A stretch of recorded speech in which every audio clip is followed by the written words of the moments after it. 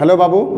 तो हम लोग आज पढ़ेंगे जो आपका यूनिट नंबर 1 है। यूनिट नंबर 1 में आपको 3 फाइलम पढ़ना था। एक फाइलम आपको पढ़ना है, जो पढ़ना था वो प्रोटोजोआ का था, एक फाइलम पोरीफेरा का और एक सिलेंट्रेटा का, जिसको निडेरिया भी कहते हैं।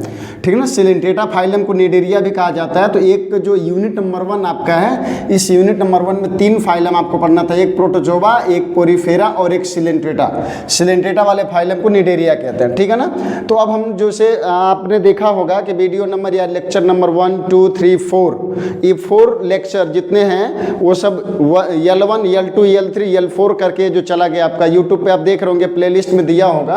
तो वो टोटल था पैरामीशियम और प्रोटोजोआ संबंधित। अब यहाँ पर ये जाएगा लेक्चर नंबर 5। ठीक है ना, यूनिट नंबर 1 का है इसलिए लेक्चर नंबर 5 में ही रहेगा, लेकिन पैरामीशियम के बाद ये जो फाइलम आपका पोरीफेरा की पहली वीडियो है। ठीक है ना, लेकिन यूनिट नंबर 1 ही होगा, इसलिए लेक्चर नंबर यूनिट नंबर 1 के हिसाब से होगा।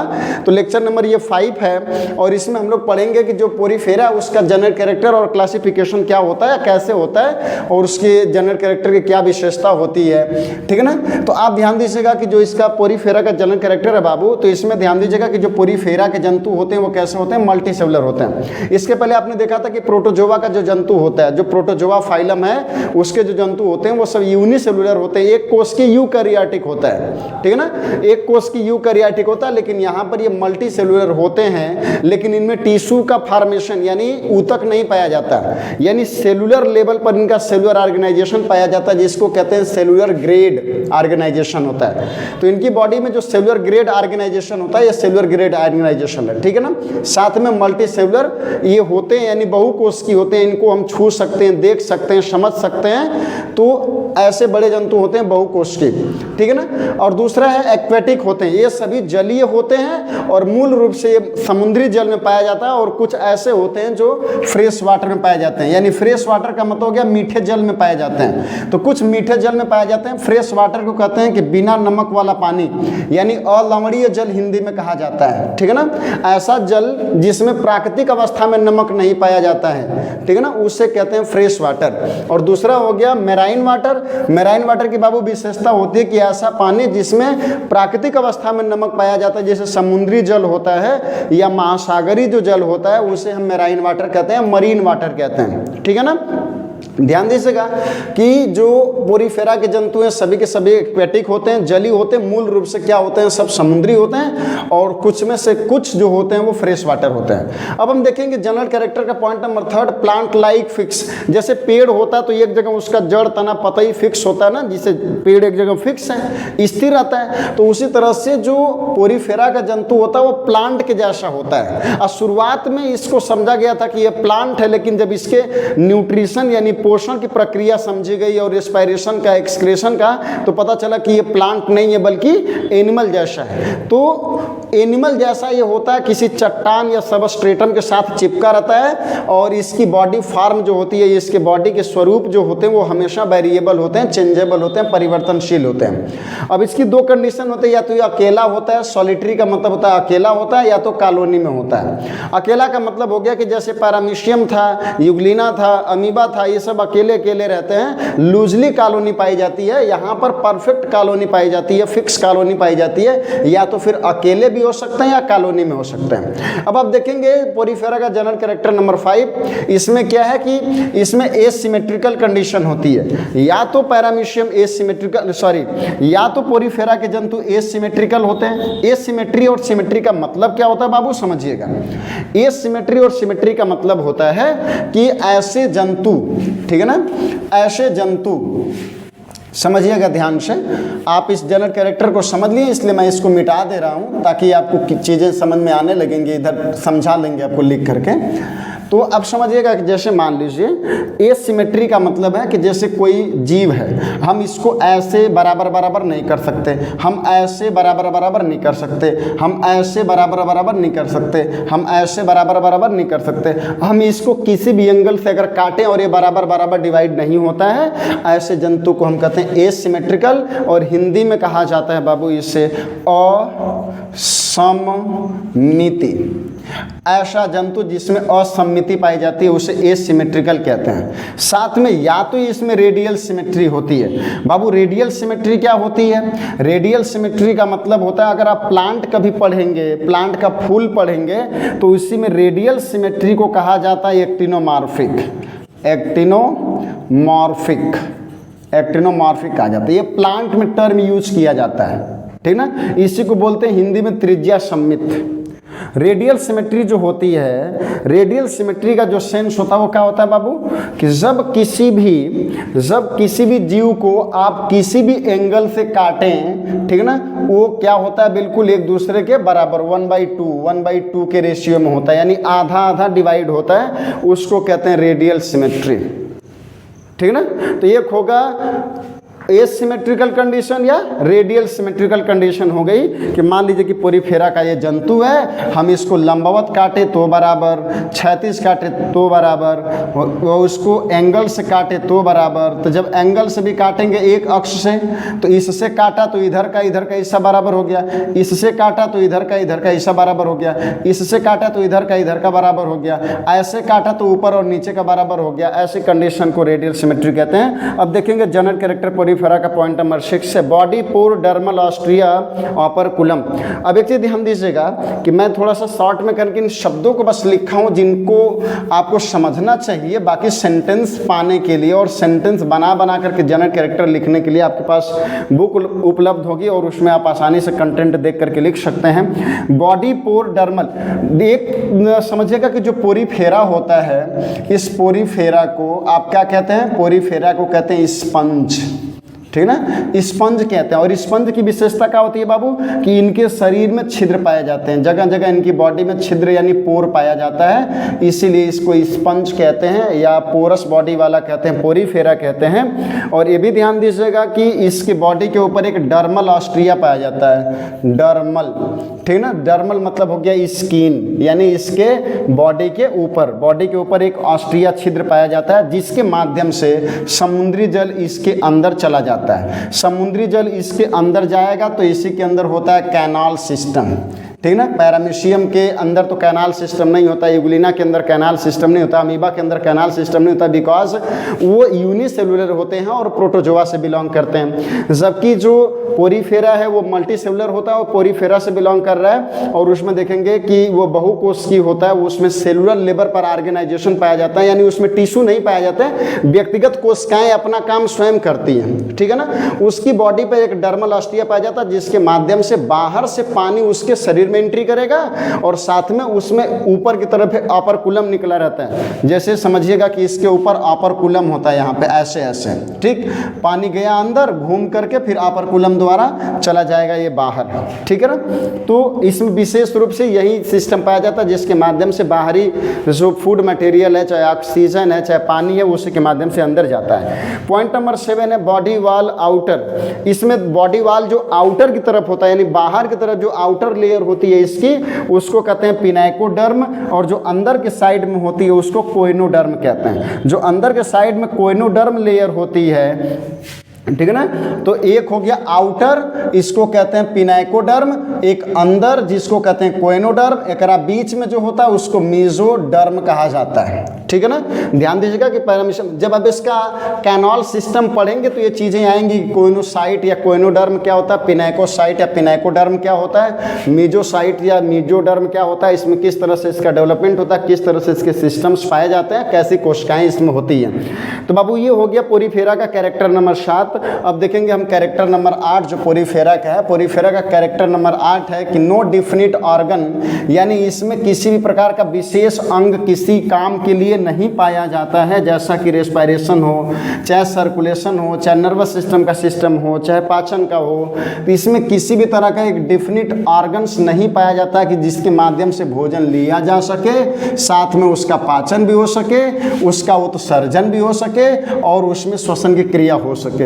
इस तरह का कोई ऑर्गन पोरीफेरा में नहीं पाया जाता, because Porifera is a primitive type of animals. Develop में मान लीजिए पोरीफेरा क्या है कि प्रोटोजोआ के बाद है, लेकिन बिल्कुल प्रिमिटिव है, उसमें सेलुलर लेवल का ऑर्गेनाइजेशन होता है, ठीक है ना। और सेलुलर लेबर के ऑर्गेनाइजेशन में कंडीशन ये होती है कि सभी कोशिकाएं टिश्यू की तरह मिल करके काम नहीं करती हैं, बल्कि इंडिविजुअली व्यक्तिगत काम करती हैं। एक चीज़ और समझिएगा बाबू कि जो पोरीफेरा बहुकोशिकीय है तो इसके अंदर जो डाइजेशन होता है, ठीक है ना, इसके अंदर जो डाइजेशन होता है, डाइजेशन को हिंदी में कहते हैं पाचन। ध्यान दीजिएगा, हिंदी में कहते हैं पाचन डाइजेशन को। तो अब डाइजेशन जो होता है वो सेल्स के आधार पर दो तरह का हो गया। एक होता है एक्स्ट्रा सेलुलर, ठीक है ना, और एक होता है इंट्रा सेलुलर, ठीक है। तो एक होता है एक्स्ट्रा सेलुलर, एक होता है intra cellular. Extra cellular intra cellular का मतलब क्या होता है बाबू कि जब कोशिका से बनी थैली के अंदर जो जगह होती है उसमें भोजन का पाचन होगा तो उसे कहेंगे एक्स्ट्रा सेलुलर डाइजेशन। और ये सभी डाइजेशन मल्टी सेलुलर ऑर्गेनिज्म में होता है, मल्टी सेलुलर ऑर्गेनिज्म में होता है। तो मल्टी सेलुलर ऑर्गेनिज्म में जो डाइजेशन होता है वो कैसा होता है बाबू, एक्स्ट्रा सेलुलर डाइजेशन होता है। लेकिन जो एक कोशिकीय जीव होते हैं, जैसा कि मैं आपको पैरामीशियम पढ़ाया था तो उसके जनरल कैरेक्टर में बताया था कि पैरामीशियम सिंगल सेल का बना हुआ है, इसलिए उसके बॉडी में जब कोई भी फूड मटेरियल अगर जाएगा तो फूड मटेरियल डायरेक्ट उसकी कोशिका के अंदर पचता है। तो जब कोई भी फूड मटेरियल डायरेक्ट कोशिका के अंदर जाकर के पचेगा तो उसको कहेंगे अंतःकोशिकीय पाचन, अंग्रेजी में कहेंगे इंट्रा सेलुलर डाइजेशन। और अगर कोशिका से बनी थैली में, जैसे हम लोगों के शरीर में आमाशय है, गुब्बारे की तरह होता है, तो ये आमाशय की ये वाली टोटल लेयर है और इस लेयर के बीच में भोजन का पाचन होता है, तो इसको कहते हैं एक्स्ट्रा सेलुलर डाइजेशन या बाह्य कोशिकीय पाचन। ठीक है बाबू। अब देखेंगे हम यहाँ पर पॉइंट नंबर 9 है कि यह ट्रूली यानी मूल रूप से ये डिप्लोब्लास्टिक नहीं होता, क्योंकि इसमें सेल्स या लेयर का अभाव होता है और ये आइडेंटिफाई नहीं हो पाता या निश्चित नहीं हो पाता कि इसमें डबल लेयर होती है या किसी तरह की ट्रिप्लोब्लास्टिक कंडीशन पाई जाती है। अब ये डिप्लोब्लास्टिक क्या होता है बाबू, तो जो डिप्लोब्लास्टिक होता है आप समझते होंगे कि प्रीमॉर्डियल जर्म सेल जो होती है, प्रीमॉर्डियल जर्म सेल में जर्म सेल कितने प्रकार की होती है, जर्मिनल लेयर। तो जर्मिनल लेयर जो होती है वो कै प्रकार की होती है, 3 प्रकार की होती है, ठीक है ना।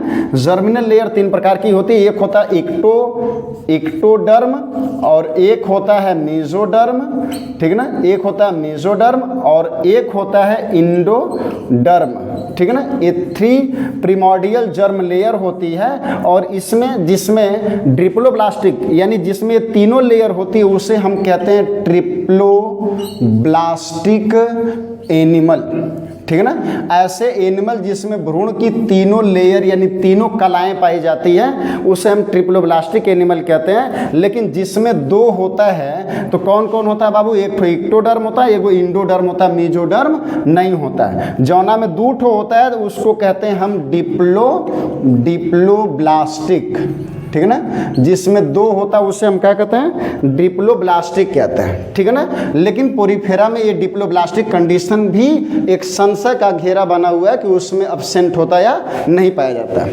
इसके बाद हम बाबू देखेंगे पॉइंट नंबर 10 है, कोइनोसाइट एक सेल होती है जो कोइनोडर्म लेयर होता है इनर वाला, जो अभी आपको बताया था पॉइंट नंबर 7 में कि जो कोइनोसाइट या इनर लेयर वाला होता है उसी में कोइनोसाइट एक कोशिका पाई जाती है जो फ्लैजिलेटेड कॉलर सेल होती है। और ये ध्यान दीजिएगा कि जो कोइनोसाइट होती है, कोइनोडर्म जो सेल होती है ना, कोइनोसाइट, ये पोरीफेरा में पाई जाती है, अन्य किसी भी फाइलम या किसी भी जंतु में नहीं पाया जाता, ओनली पोरीफेरा फाइलम्स में पाई जाती है कोइनोसाइट, ठीक है ना।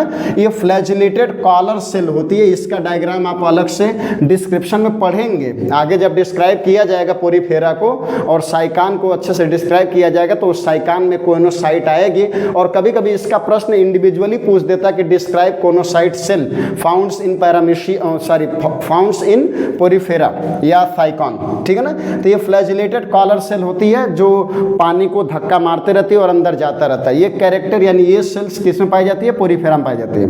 पॉइंट नंबर 11 है बाबू की जो सेंसरी सेल होती है, नर्व सेल होती है, वो ऑलरेडी एब्सेंट होती है। इसमें किसी भी तरह का नर्वस सिस्टम या सेंसरी सिस्टम नहीं होता है, बल्कि इनकी जो कोशिकाएं होती हैं वो व्यक्तिगत रूप से अपना सेंस रिसीव करती हैं और ग्रहण करती रहती हैं, अपना काम करती रहती हैं। किसी भी तरह का तंत्र यानी सिस्टम या प्रणाली या किसी भी तरह की व्यवस्था ऐसी लंबी चौड़ी इसमें नहीं पाई जाती है।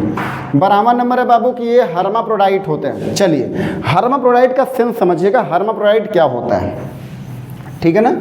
हर्माफ्रोडाइट क्या होता है, तो एक चीज़ समझिएगा बाबू कि हर्माफ्रोडाइट क्या होता है। तो हर्माफ्रोडाइट का मतलब होता है, हर्माफ्रोडाइट का मतलब होता है द्विलिंगी, ठीक है ना। हर्माफ्रोडाइट का मतलब द्विलिंगी होता है, ठीक है। अब द्विलिंगी का होता है कि जब एक ही जीव के शरीर में मेल यानी नर, फीमेल यानी मादा, ठीक है ना। तो ये कहीं जीव के शरीर में जब मेल नर और फीमेल मादा दोनों रहते हैं तो उसी को द्विलिंगी कहते हैं। द्वि मतलब दो, लिंगी मतलब जेंडर यानी सेक्स, यानी दो जेंडर अगर एक साथ होते हैं तो उसे दो लिंगी कहते हैं, ठीक है ना। इसी हर्माफ्रोडाइट का एक और नाम होता है बाबू जिसको हम कहते हैं बाइसेक्सुअल, ठीक है ना। तो एक हो गया बाइसेक्सुअल। तो जो द्विलिंगी होता है इसको मोनोसियस भी कहते हैं, मोनोसियस भी कहा जाता है। द्विलिंगी को मोनोसियस भी कहते हैं। अब मोनोसियस का मतलब होता है, मोनो मतलब होता है एक, ठीक है ना। जब एक ही बॉडी में मेल और फीमेल दोनों होते हैं तो उसे क्या कहते हैं, मोनोसियस कहते हैं। दूसरी कंडीशन इसी की है, इसी को कहा जाता है बाइसेक्सुअल, ठीक है ना। बाई मतलब होता है दो, सेक्सुअल मतलब होता है सेक्स। जब दो सेक्स यानी दो लिंग यानी दो जेंडर एक साथ होते हैं, मेल और फीमेल, इसको कहा जाता है बाइसेक्सुअल, ठीक ना। तो इसी को बाइसेक्सुअल कहते हैं, इसी को मोनोसियस कहते हैं, इसी को हर्माफ्रोडाइट कहते हैं। तो जो पोरीफेरा का जंतु होता है वो हर्माफ्रोडाइट होता है, लेकिन वो सेल्फ क्रॉस नहीं पाया जाता, इसमें क्रॉस फर्टिलाइजेशन पाया जाता है। सेल्फ क्रॉस नहीं होता है, क्रॉस फर्टिलाइजेशन होता है। क्रॉस फर्टिलाइजेशन का सेंस क्या होता है बाबू? क्रॉस फर्टिलाइजेशन का सेंस होता है कि दो अलग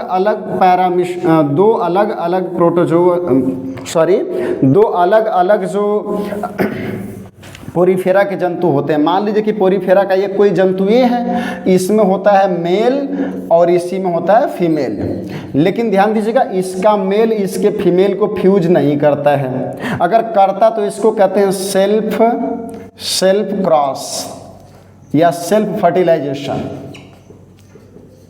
ठीक है ना, सेल्फ फर्टिलाइजेशन।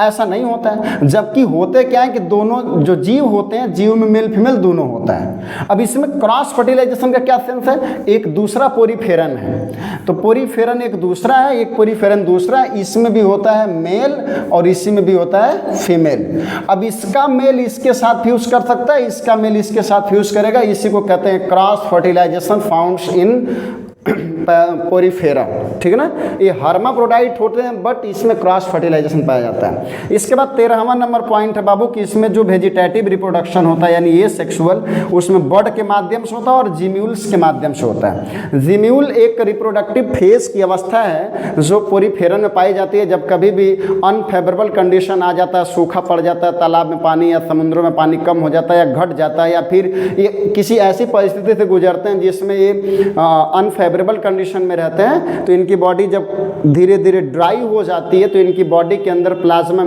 इकट्ठा होकर के एक बॉल लाइक स्ट्रक्चर बनाता है जो जिम्यूल्स कहलाते हैं। जब फेवरेबल कंडीशन आती है तो ऊपर वाली लेयर खत्म हो जाती है, तो नीचे से अपना ओपन होकर के एक नया पोरीफेरन बनाता है, इसको कहा जाता है बाय जिम्यूल फॉर्मेशन, और एक होता है बड। इसमें जो सेक्सुअल रिप्रोडक्शन होता है, सेक्सुअल रिप्रोडक्शन में जो फीमेल होती है उससे ओबम का फॉर्मेशन होता है, जो फीमेल होती है उससे ओबम बनता है, ठीक है ना। ओबम क्या है? फीमेल का गैमिट है, फीमेल का गैमिट है, ये फीमेल का सिंबल होता है, ठीक है ना।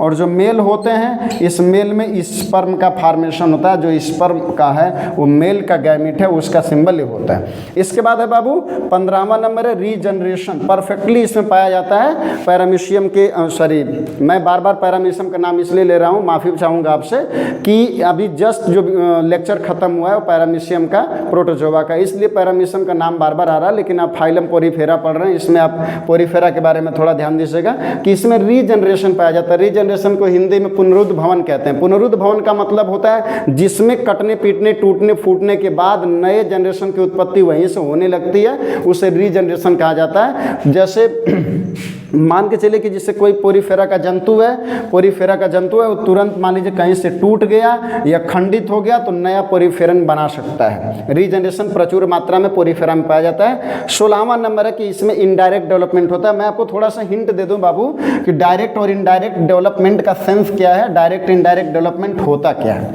तो डायरेक्ट इनडायरेक्ट डेवलपमेंट का मतलब ये होता है कि जैसे मान लीजिए कि डायरेक्ट डेवलपमेंट, ठीक है ना, डायरेक्ट डेवलपमेंट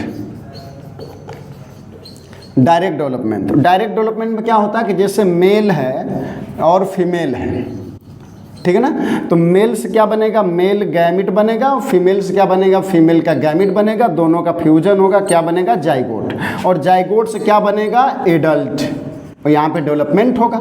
सीधा जाइगोट से क्या बनेगा, एडल्ट, इसको कहेंगे डायरेक्ट डेवलपमेंट।